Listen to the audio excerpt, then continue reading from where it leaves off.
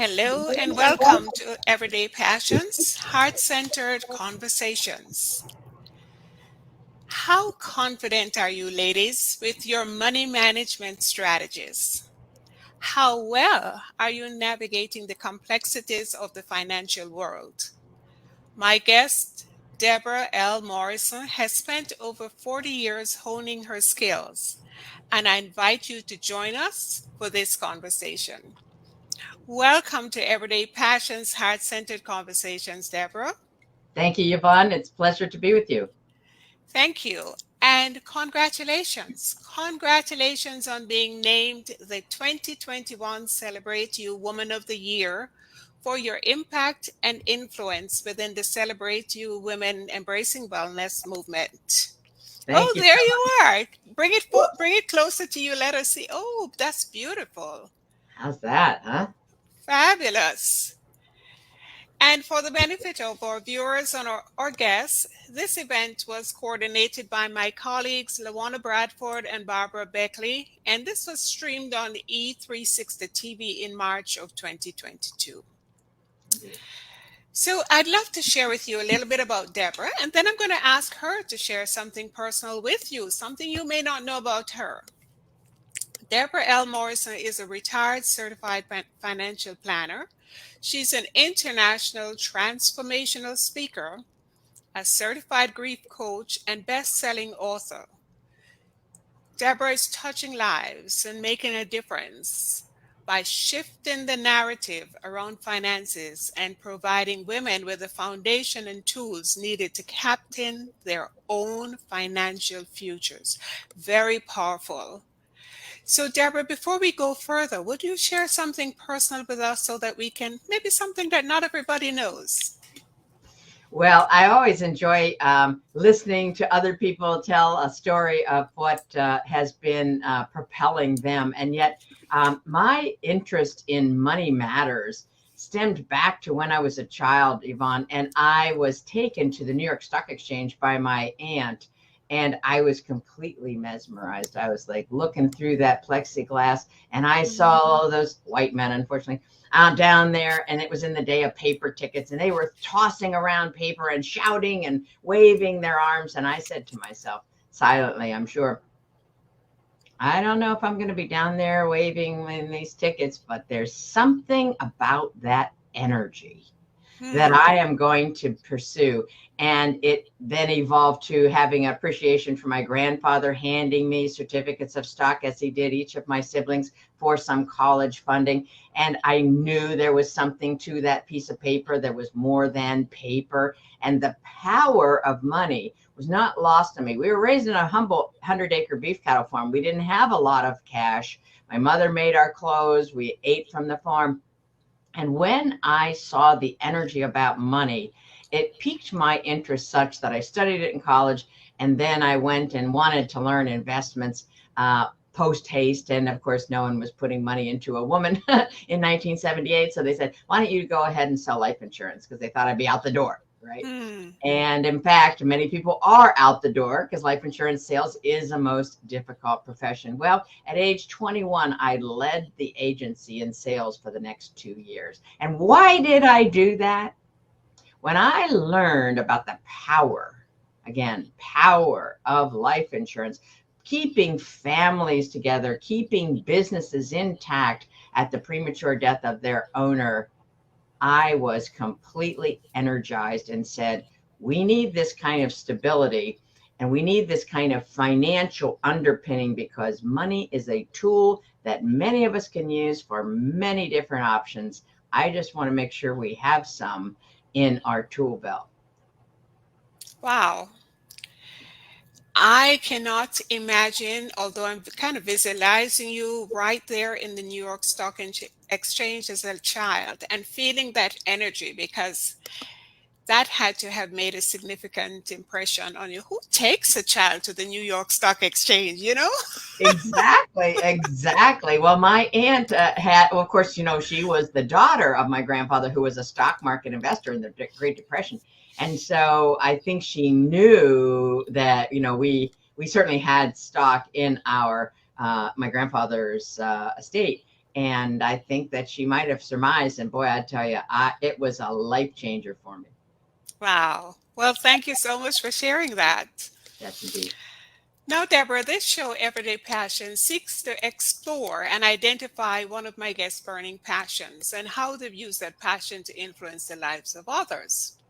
Now, you're a TEDx speaker who has been featured on CNN, ABC, among other networks, quoted in the Wall Street Journal, Money Magazine, Reader's Digest, Ladies' Home Journal, and other publications.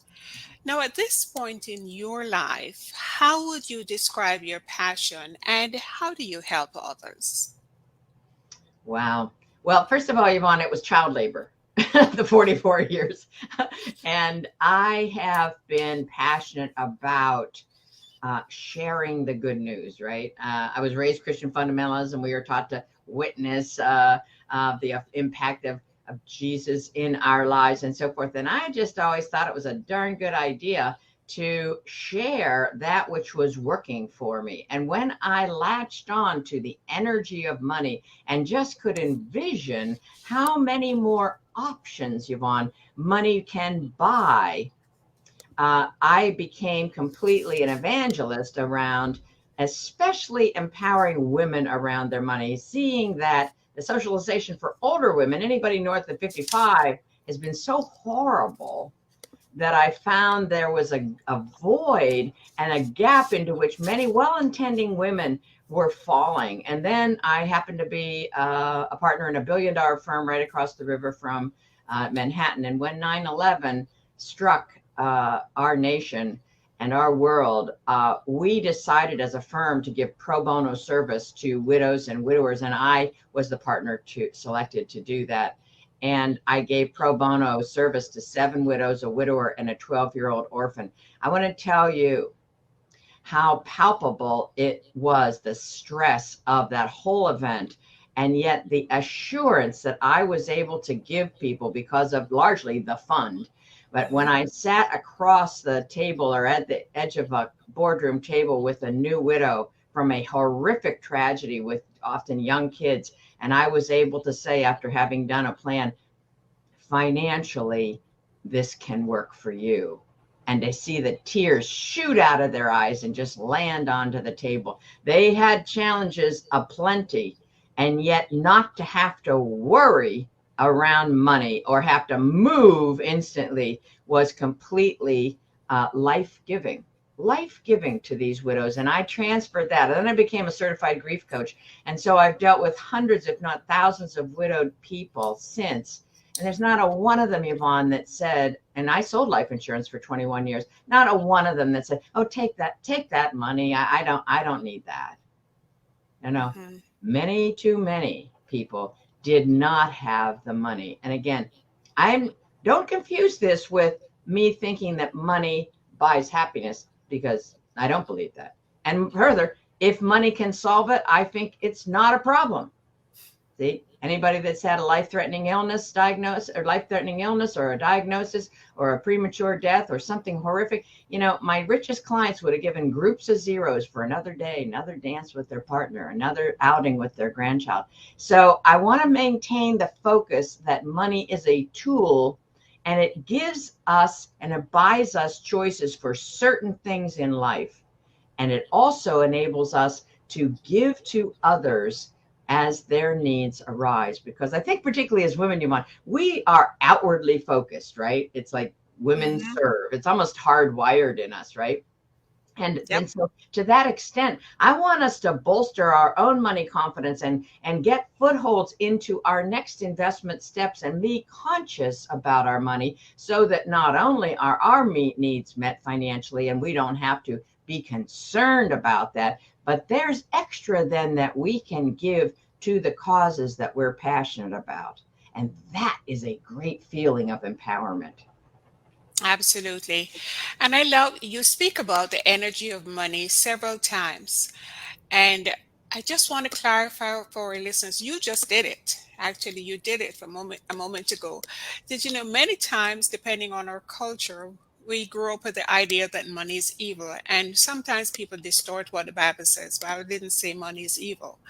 Um, it's totally distorted that way. But what you said a moment ago is what is so important. Money gives choices. Having the ability to know that your basic needs are taken care of, and also know that you can help someone That's right. who is in need, whether it's an organized cause or a friend, a neighbor, whatever it is, does not only gives empowerment, but it gives a sense of deep satisfaction, Yes, it knowing that you're able to show compassion, because compassion is being able to take action on what you see is missing.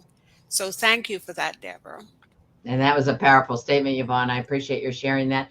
It is a passion within us to reach beyond ourselves. Very few people I've met that don't believe in something larger than themselves. And very few people don't have their peripheral vision wide open to needs. I mean, of course, the war in Ukraine is a current need. And so many of us have researched to find the best organization with the cheapest expenses to get our money to the source. And yet I want to turn the mirror on ourselves, Yvonne, because so many women feel that, oh, that's the man's job, or, you know, my husband or my partner will take care of it. And so I get that from a socialization standpoint. We weren't trained so well, and yet money is our responsibility. So I say, listen, you can live your whole life without broccoli or skydiving, but you cannot live your whole life without money. So let's put the focus on life skills. Let's bring money into our periphery of what we're hardwired with as women in particular. I think we're hardwired, Yvonne, with common sense, and money is just common sense. The squirrels in the Northeast, they run around in August with their pouch, their nuts in their cheeks and so forth, because they know they're going to be hungry in November and December when there's typically snow. And I want us to come down to that real level.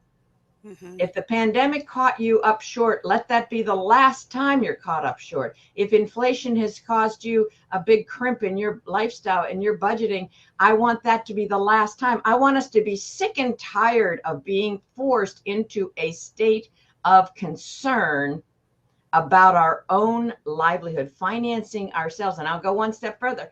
If we're mothers, there's a tendency to give loans, which turn into gifts to our kids. And the best gift we can give any kid that we might have or adopt is to say, you know, son, daughter, I'm working now with a financial coach. I'm reading about the importance of me taking care of my financial needs. And so rather than give you that as I have done in the past, I'm going to circle in around my own financial stability.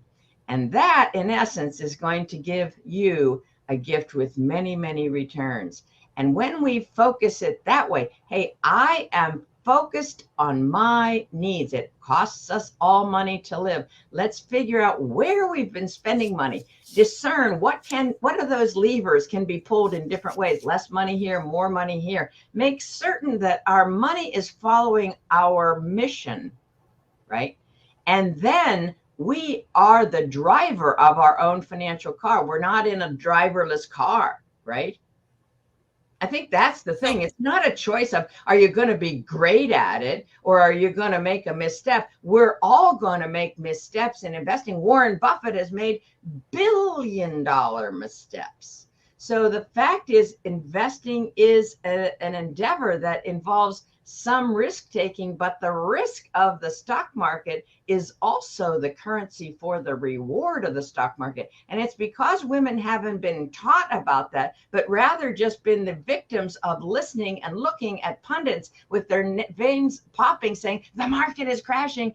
The clear inference is, don't just sit there, stupid. Do something. And then people push the sell button and run and say, I'll never do that again. I'll go back to my certificates of depreciation. And if we didn't have inflation and we didn't have taxes, you could sit in your depreciation certificates, but you cannot, because we have raging inflation now and we'll always have a certain level of inflation, and we have income taxes. And so we look back over 80 years and stocks have historically outperformed every other asset class, including bonds, over 80 years. Now, I have no idea what the future will hold, but Mark Twain mhm. said, I don't know if history will repeat itself, but it'll surely rhyme. So let's get over our myopia about judging the stock market in milliseconds, and let's look at the trajectory over decades, because even if you have a terminal diagnosis, I expect you'll live, because many of us do outlive those, for 20, 30, 40 years out. And so this is the responsibility that we have as women, to look ahead, especially with longevity increasing, and say we will be responsible for our own money and our own money security at some point in our life. It's just a matter of how long. So why wait for that to happen and then be slapped upside the head and try to figure out how to do it then? Wow. So your message basically in all of what you said is the importance of women taking back control. And if they haven't started yet, is to find a way, educate themselves on how to take the control so that they're not basically the victims of someone else's theories or anything as you mentioned, but the pundits as you mentioned, but rather they're making informed decisions. So with that in mind, Deborah, having worked with hundreds of women, do you have a story which illustrates the impact that you have had on guiding women to financial success? You mentioned one earlier about what happened after 9/11. You mentioned a couple. Is there anything else that any woman who is listening and wondering is, could I do this? Could I take control? Is there anything you could share? Yes, there are, just hundreds pop in. I mean, I had a gal, a single woman, she handed me her financials, and there was some Pepsi stock. And as she handed it to me, she like looked at the balance. Like, it's surprising to me. People gather these documents, haven't even looked at them. She hands them to me like I'm standing in homework. And then she looks at the balance. She says, $67,000? She said, that must be a typo. I said, no, it's not, $67,000. And she goes, I didn't know it was that much. So it was a dividend reinvestment program, Yvonne. And she had put in like $100 a month when she was in college because she enjoyed Pepsi. She thought, why not? It turned into $66,000. I had another client who had inherited some Exxon stock, and she was giving me all of her financials and all the dats, the deeds. And she says to me, oh, and then I have some Exxon stock. I said, well, how many shares do you have? And so she says, and she told me the number of shares. And I didn't know that today's close on Exxon, but I had an idea. And I said, I said, not for nothing, but that's about $87,000. No, she said. Sure enough, it was. So the issue is these systematic investments over time compound into something that's mind-blowing. Compounding works 24/7. I want it to work for us, and the way to have it work for us is to have monies invested in the stock market so that base investment can earn dividends. And then the next base investment that we put in on a systematic savings plan earns dividends, and all of it compounds, right? Because if we don't have monies invested in the stock market, then compounding is working against us, because the prices of everything, forgetting this little blip in higher inflation, over decades is going to go up and up. And the taxes are uncertain. So the issue is we are losing ground by saying, I'll wait until later. I'll wait until I'm sure. Well, you're never going to be sure. So let that moniker go. I am sure of one thing. The best time to have invested is like when we would have put on an oak tree 25 years ago. And the second best time is the today. And let's get on it. One more instance. I had a widow come into my office with $1 million. And she hands over the check, and she says, now you can shop the entire world, right, for CD rates. And I said, yes. Okay, she says, I want you to buy me 10 $100,000 CDs. And I pushed the check back across the table. She was like 58. I pushed the check back across the table. And I said, no, Mrs. X, I can, and I won't. Now, no broker was going to do that, I can assure you. But as a planner, I said, no, I won't. And she looked stunned. And I said, I will do it under one condition. You come back after a week or two. You bring me a car dealer, a realtor, a nursing home, a hospital, a florist that will give you today's prices in writing, guaranteed 5, 10, and 15 years down the road.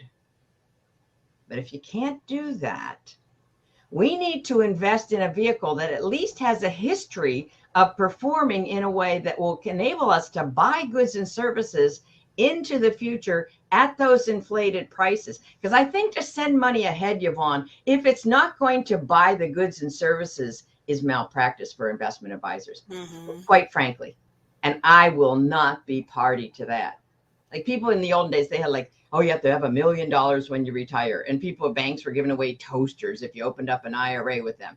And I was just like, I just said, like I was knocking on the desk. I was just like, $1 million at retirement is like an inconceivable amount to so many people. I said, you know what will bread cost?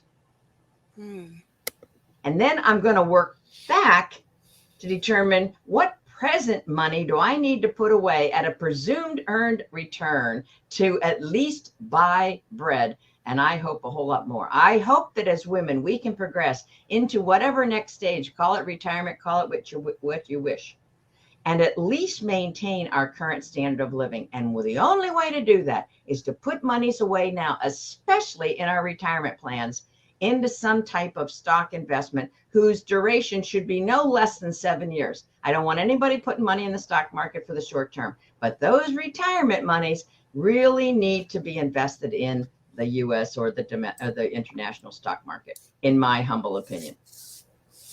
And I'm sure your humble opinion has carried a lot of weight over the years, as you have proven to us. So thank you for that. We are almost out of time, but there's something I want to ask you about. Go ahead. You have authored 3 books. There's Mrs. Morrison's Dictionary of Useful Financial Investment Terms. Yes. There's Common Sense Money Guide for Women. And My Husband Died, Now What? A Widow's Guide to Grief Recovery and Smart Financial Decisions. I'm particularly fascinated by that last one. Yes. What prompted you to write that book, Debra? Well, I had an earlier book called Women Navigating, Financial Lifeline. And then when I engaged and got certified as a certified grief coach, I learned a lot about grief. And I thought, boy, this is an interesting combination. You're a certified financial planner, certified grief coach. And so, Yvonne, half of the book is grief recovery, and half of the book is financial pitfalls to avoid. And it's a beautiful dovetail of those 2 disciplines, because widowed people can pick up that book, and it applies to widowers as well. Widowed people can pick up that book and find themselves in some of those pages. I've gotten hundreds of responses back. Oh my God, you nailed it there, right? Now, I'll be happy to take anybody's responses that they feel I can make that book better, and I will. And yet this is a book that gives women the bolstering, if you will, the empathy with what they have now just endured, and the confidence that they can do this thing. It's all about we can do it, women. That's my umbrella, because we can do it, and yet never alone. I don't want a woman standing in her own tears at 2 a.m. in the morning or lying in her own tears without a resource. And that book has become more and more of a resource for widowed folks. And many married friends of mine, when it came out, they said, I want to buy that book now so that I'm prepared. I don't make those mistakes. We talk about the widow tax and a bunch of pitfalls, a bunch of axioms that don't make a nickel's worth of sense, but somehow they're fed into our psyche and we couldn't get rid of them. But this is a very, very easy to follow. My Husband Died, Now What? A very easy chapter by chapter. And then my friends say, I'm going to send this to the next widowed person I know instead of flowers. And I said, please do. And people say, well, when should I send it? I said, immediately when you hear about it, because you have no right to dictate when a widow is going to have cleaned her house 4 times and is climbing the walls. Give it to her, allow her to let it sit on her table until she's ready. And that gives her the power to bring this information into herself in a manner and on the timeline that she feels confident, because we want to emote, Yvonne, and then we want to be intellectual. And when they 2 smash together and collide, you mess up the whole emoting process and you mess up the intellect. So I want us to emote fully. If you need to set a timer, and then if you're not done, you hit snooze, and you get that crying and that frustration, that anger, and what all else happens at grieving. And then we turn to the intellect. and we go back and forth, 1 foot in each circle. And that's how we heal. We've got to feel to heal. And once we heal that emotional wound and that life-altering comeuppance, now we can take control of our finances in a way that's going to empower us. And basically, I invite people to say, remember when everybody had those bracelets, what would Jesus do? What would Frank do? What would Frank say for you? Not to wallow, to move forward into your next chapter. I don't know what it is, but you do, and I want you to find it. Oh my goodness. Deborah, as you were talking, I was thinking of cases that I've known of where, amidst their grief, widows were approached by people who had less than their best interests at heart, or Right. perhaps they thought they did, Yep. but it didn't turn out so well. And because of what you spoke about in the beginning, leaving finances to the husbands. So they know absolutely nothing about what's happening. And there's always a saying that when you're grieving, that's not the time to make decisions. Yes. But somehow that's when you're hounded by people who sometimes have not your best interest at heart. So I can see the value of a book like that. Yes. Being there for somebody to reach up, a woman to reach out and say, let me take a look at this. So-and-so has approached me, but let me take a look at what this book says, because my friend gave it to me and there has to be a reason why she did. Yes. And Yvonne, I always advise people of any ilk to deal with this, a fee only, a fiduciary financial planner. There's no sale of commissionable products, which really takes away that kind of bias, right? Mm-hmm. And I have personally unwound 3 unsuitable variable annuities sold to widows. I had to go through the Department of Insurance, and I was sure that on one of them, the agent had made $68,000 commission. He had gone to church with this widow and her husband when they were married for 40 years. This is no small matter. And when we are widowed, we are culpable and susceptible. There are people with their antennas up, because what's more obvious, and they're trained in this, they bring the life insurance death proceeds and they say, now, Betty, wouldn't you like to be safe with your money? What's Betty going to say? No, I'd like to climb up to the high dive and jump into a pool with a little water in it.